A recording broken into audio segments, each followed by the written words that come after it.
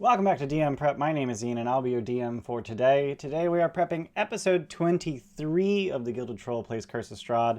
As you might guess, at episode 23 we're kind of approaching the end game. We're getting close to the part of the game where it stops existing.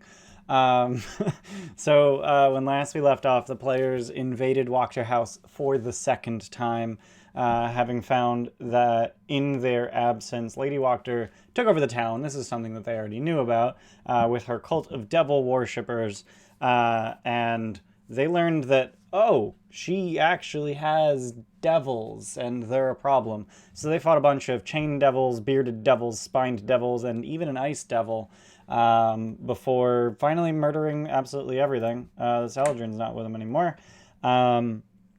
They absolutely kind of annihilated everything with the help of some friendly summons. So it was very nice of our viewers to help them out. Once they got into the basement, they learned that there's actually a portal to Avernus in the basement, the first of the 9 hells, which it's kind of really interesting because I didn't do this on purpose, but in both of my games last weekend, the players were given an opportunity to go to hell if they so chose. The Odyssey group having found a tunnel to Hades, and the Curse of Strahd group having found a portal to Avernus. Which is kind of perfect because this coming Saturday, which is 2 days from now, today's Thursday, we're going to be speed running Baldur's Gate Descent into Avernus. We're going to play the entire campaign all in one session with level 20 characters. We're going to play the entire campaign, one session. Saturday the 19th at 9 a.m. Check us out. No shadows. I don't have an Avernus command. There are easier ways to tell your players to go to hell. Whatever. The players kind of learned this. This was the whole last session was kind of just like they wanted to win. They wanted to clean up a mess that they left behind. You know, they killed Lady Wachter, and she just kind of came back with a vengeance instead of actually dying. So they wanted to just murder them, murder Lady Wachter, get rid of her forever, and now they're going to try and install. I think they're going to try to install her daughter, Stella Wachter, who has now been cured of her madness. She no longer thinks she's a cat, they're going to install her as a puppet leader, with the Mardikovs actually pulling the strings. And then what they told me is that they're going to try and find ways to store souls. So essentially, what we have for that is, the thing that Casimir is aware of is the Soul Cage spell. And nobody in the party is actually capable of casting it. Number one, they're not even level 11. Number two, the full casters are not warlocks or wizards, so they're not able to cast Soul Cage. That's just not a thing that they can do. Anxious Immer, it starts at 1 a.m. Wow. I don't even know what time zone that is. Is that Australia? I do have a YouTube channel. Yeah, so every session is we'll go get up on YouTube. We recently learned that we have to wait 24 hours after the and here I'm gonna drop some links. The YouTube links in there. We have to wait 24 hours after the stream ends to make it available on any other platforms. So yeah, it's like negative. It's actually 8 hours before us, but I think that crosses the international date line. Anyway. So I made this note to myself: recreate Elodie sheet for use by players, because the players were using Elodie. AJ isn't playing with us anymore due to personal differences. Australia. I said Australia. Yay, I got it right.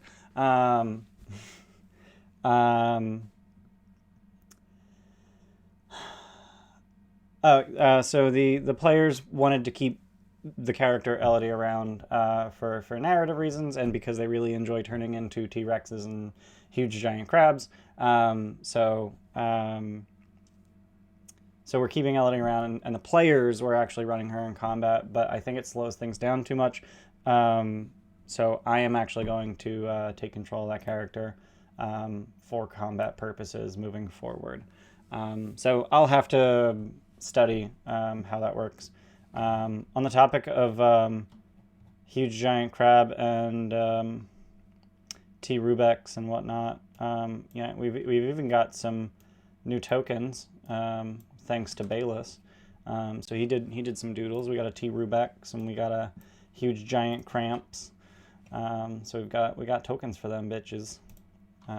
So super nice. So we didn't want to not be able to use those anymore. So Elodie's gonna stick around, even though AJ will not.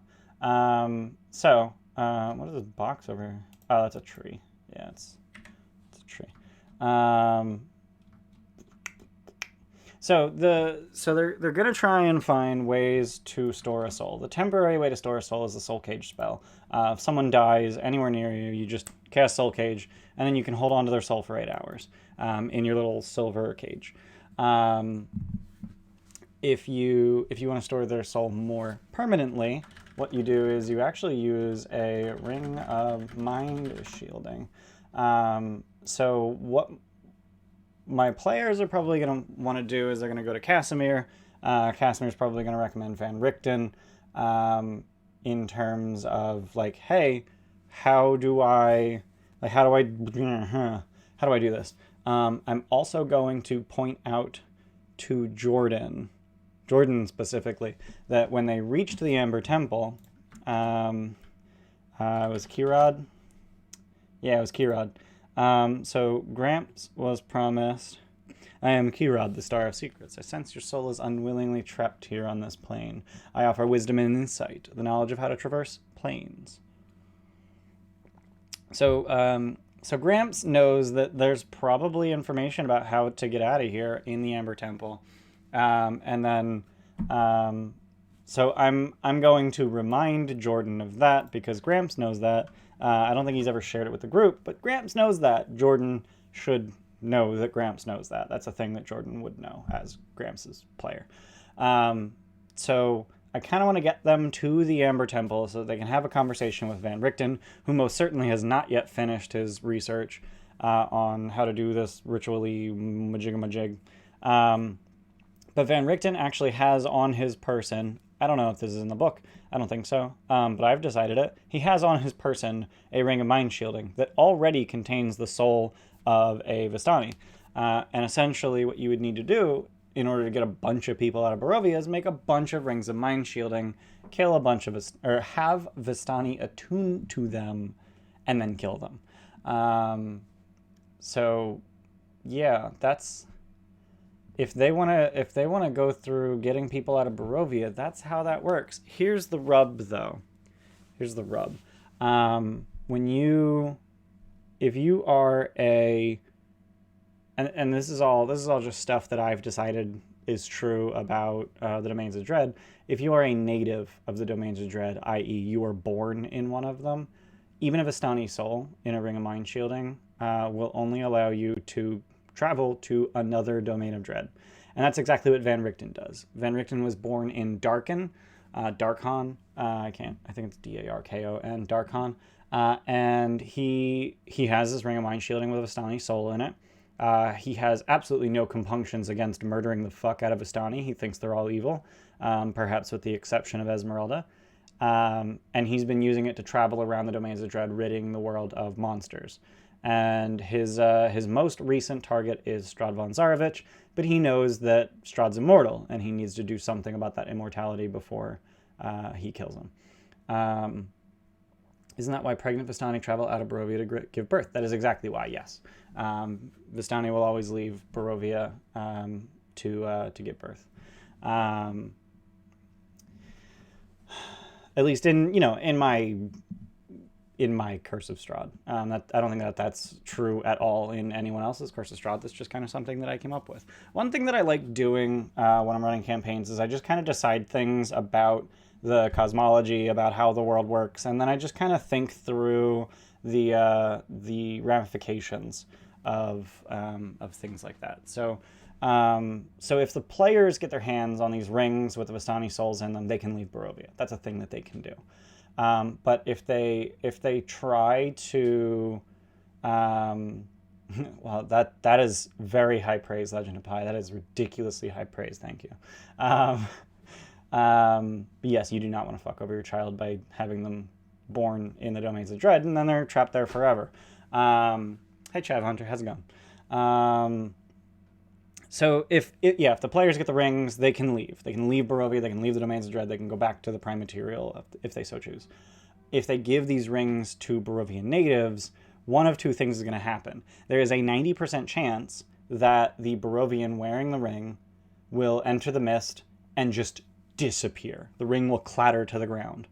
The 10% of them, the other 10% will actually be able to leave, but they'll just end up in another domain of dread. I don't think the players have any real way of knowing that either, because if the players follow these Barovians through the mist, they're going to get separated, and they're like the mists will creep in to the point where they can't see anything, and then when they finally recede, they're gone. They won't. They wander from one domain of dread to another, basically. They are depriving Strahd of souls, but what items are good for an archer and Tasha? I don't know. I don't think Tasha added a whole lot of magic items, so I don't know. So the obvious thing here is, well, how do the players get their hands on several rings of mind shielding? Rope around each other's waist isn't gonna work. It'll just go limp at some point as they're transported. There will be a moment in the mist as they come in and completely obscure vision.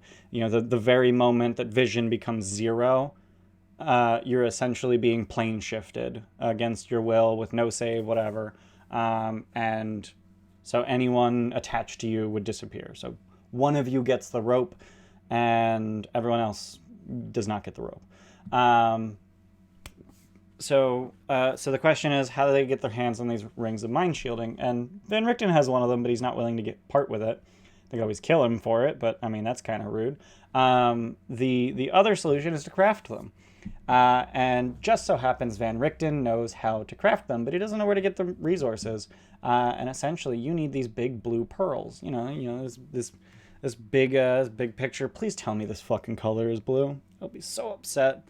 Let's grab an eyedropper. I have this in my Chrome. That's purple as hell. Oh, that's ooh.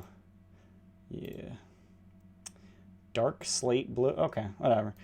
We're going to call them blue pearls. They might be a little purple, but they're blue pearls. So Van Richten knows that you need blue pearls to craft them. Looks blue close up? Okay, cool. Van Richten knows how to make them, and they just need to get their hands on these pearls. Guess where they get the pearls? Lake Zarovich. So they're going to have to go to Lake Zarovich to get these pearls. And, turns out there's these, giant clams. The souls turn them purpler. Cool. So that's how you can tell if it has a soul in it. Souls are red now, I guess. As long as your soul's in the ring, you can telepathically communicate with any creature wearing it. And a wearer can't prevent this telepathic communication. Oof.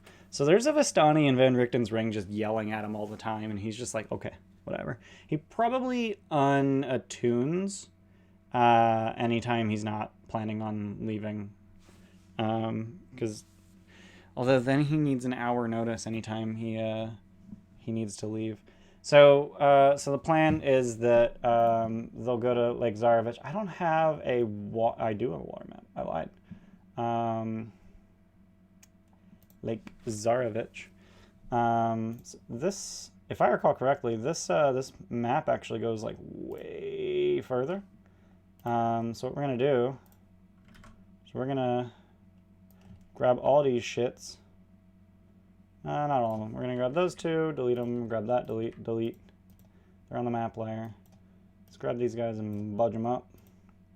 Let's restore Moundy to his 350 hit points. Get rid of the unicorn. I guess we'll keep Zuleika with them. Gramps. Elodie. No turret. Let's go to the map layer. Whoops. That is what I eventually wanted to do, but not quite yet. It's fine. So I have this this big ol' here, you're out on the water map. I hate how the boat's like in the corner though. That's supposed to be Bluto's boat, that's why.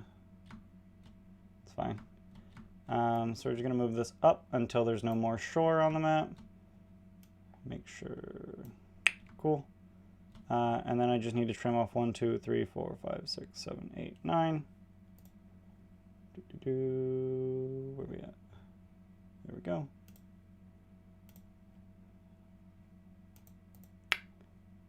Nope, too many. What the hell? Okay, I don't know what the hell happened there. I only need to do, what the fuck? Oh, roll 20 is just dumb. Okay, I did need 9. Roll 20 is just doing that dumb thing where if your view is too close to the bottom of the map, it just cuts off the bottom of the map. Fuck you, that's why. So let's go to the token layer, select these fuckers, delete them. Can I please get the circle? Thank you. All right. Could you use planar binding to keep you from vanishing? Planar binding would keep you from leaving Barovia. Probably. Probably. So, yeah. They're all on this boat. And then we're gonna slap a Moundy. So they're fishing for pearls, and then Moundy happens again. 'Cause fuck you, that's why. But yeah, that's my plan. So I think that's about it. I think I'm done prepping for Curse of Strahd now. So they'll be able to get some number of pearls. I don't know. What's a fair number of pearls for them to be able to gather underwater after killing a big ass shambling mound? 69 pearls, got it. All right, 69 pearls.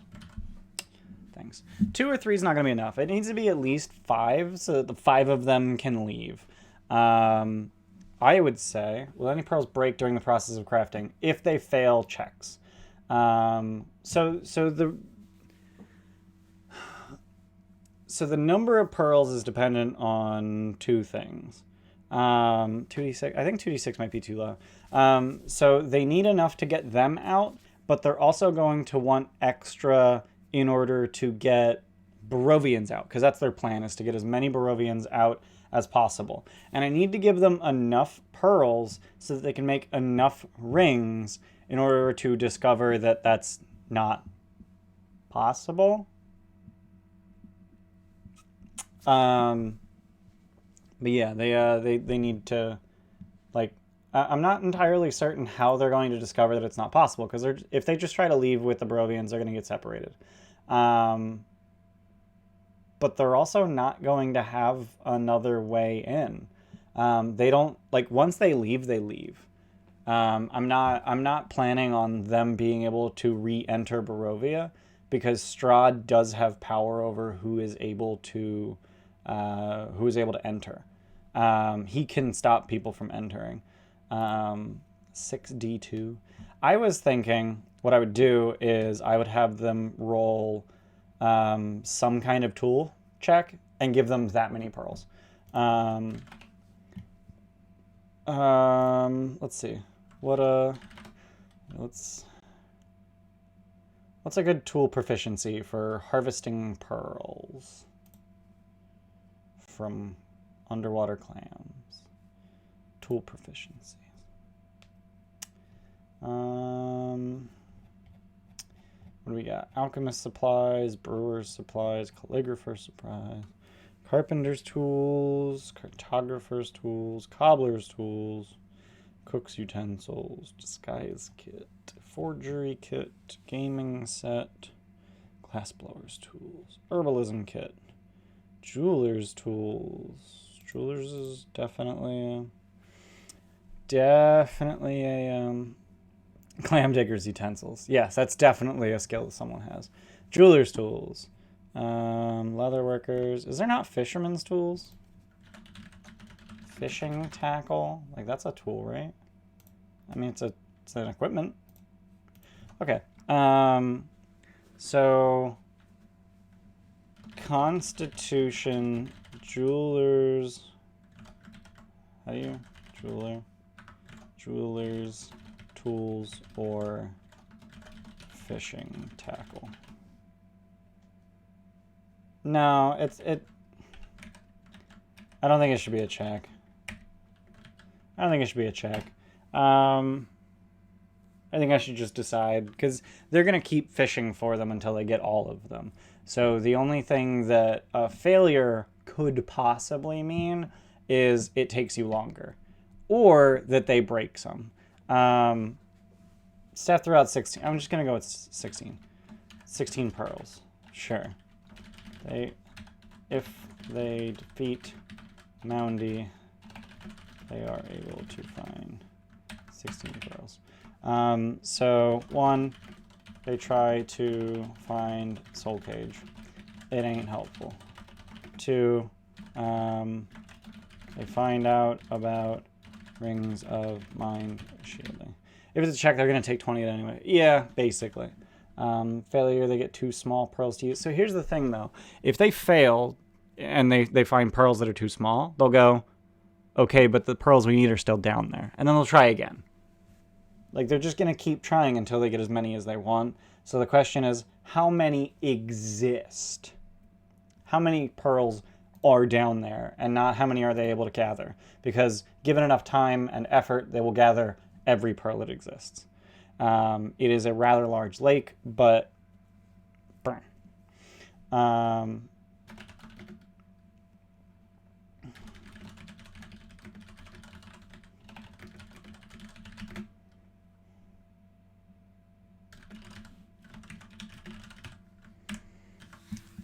I think this is nearly the last thing that I want to do. So the other thing that I wanted to do was, I kind of warned them. I might not have warned them that. No, I totally did. 3d6 plus 2 possible pearls.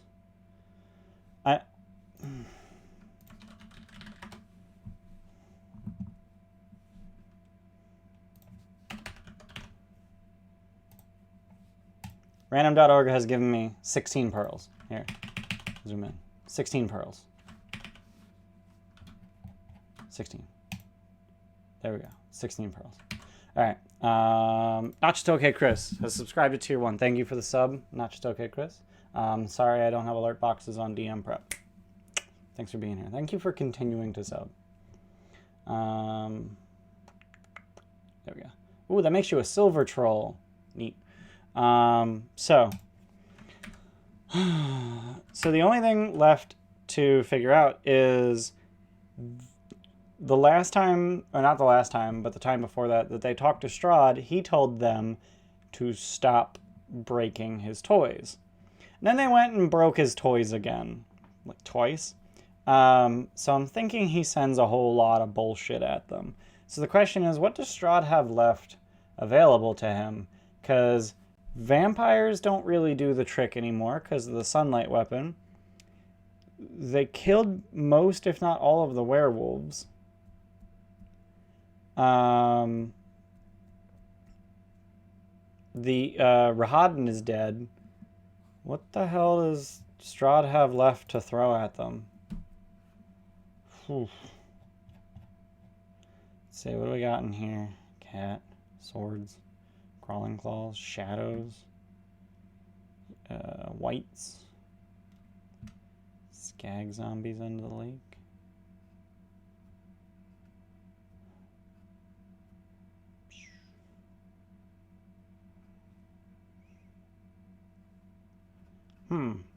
Would Jordan's vestige help him out? Yeah. So I was gonna message Jordan. Oop, I don't know what the fuck I just did. Okay.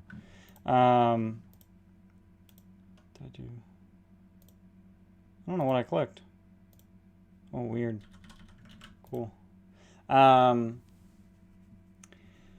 Yeah, so I was going to remind Jordan. In fact, I'm gonna do that right now.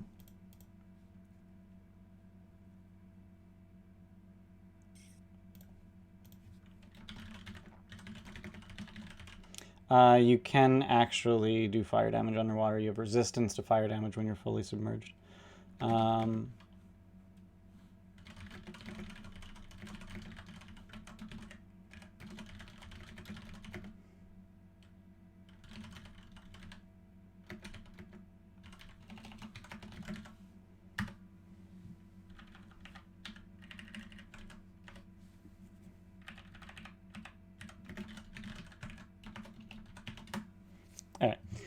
So I sent Jordan a message, essentially just copy pasting this, and just wanted to let him know, like, this is a thing that happened.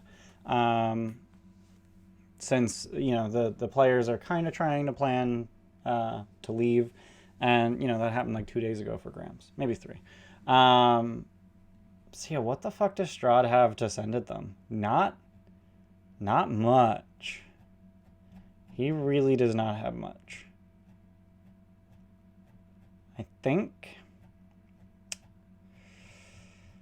don't think Strahd can really do much to them. You can throw zombies at them. They're not going to really do anything. Vampire spawners are just going to melt in the sunlight. Oof. Yeah, Strahd's kind of fucked. So I was trying to decide, if they stick around Vallaki for too long, then Strahd will send this stuff after them. He doesn't have anything left to send after them, so that's not going to happen. They're kind of at the point in this game where they've kind of sort of won. They're more powerful than any enemies that they could possibly come up against. They kind of just don't need to worry about any real physical threats. It's really just the metaphysical problem of how do we fix this. So we've very much entered the end game. There's nothing that can physically threaten them. Strahd can charm Rubek and give him the hammer, but Strahd's not going to go anywhere near Rubek unless he needs to. Strahd doesn't want to endanger himself by being anywhere near the hammer. So that was essentially the last thing that I needed to figure out. So it's really just the players versus the metaphysics, rather than players versus Strahd, because Strahd already lost, and Strahd knows that he lost. So Strahd is biding his time. Strahd is hoping the players just leave. And if they do, then good game. So the only thing left was that I wanted to. So in order to craft an uncommon magic item, it takes 2 work weeks and costs 200 gold pieces. How did Van Richting get the rings? Van Richting independently did his own research back in Darkon, and eventually figured out that he figured out on his own how to craft the ring, and that the Vistani Soul would allow him to leave Darkon at least. But he has not yet figured out how to leave the Domains of Dread entirely. He would not be able to comment on whether or not it would work for them being non-native. He would not be able to comment on that at all.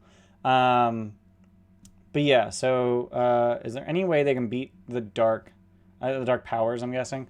No. Real talk? No. The dark powers are beyond godlike. This world exists by the grace of the dark powers. It can cease to exist by the grace of the dark powers. So the dark powers really thought that the PCs were a reasonable threat. It would delete them. It would cause them to cease to exist. I'm assuming that the dark powers are roughly as powerful as the Lady of Pain. They can literally will you out of existence. I don't see the players ever actually going up against them and winning. I don't see that happening. But yeah, that's about it for my Curse of Strahd prep. We'll see how this goes. Hoping that things go as planned. I'm hoping that they follow the breadcrumbs that I've been laying down for them. And if not, then next session is going to go really interesting. If you want to see what happens next session, please join us on Sundays when we play Curse of Strahd at 1 p.m. EST. We also usually have Odyssey of the Dragon Lords on Saturdays at 4 p.m. EST, and we always have Rime of the Frost Maiden on Mondays at 6 p.m. EST. The reason I say usually for Odyssey is that this Saturday, the 19th, at 9 a.m. EST, we are playing the Descent into Avernus speedrun. We're going to play the entirety of Baldur's Gate Descent into Avernus in one session, starting at level 20. So it's going to be a romp. It's going to take probably 12 hours.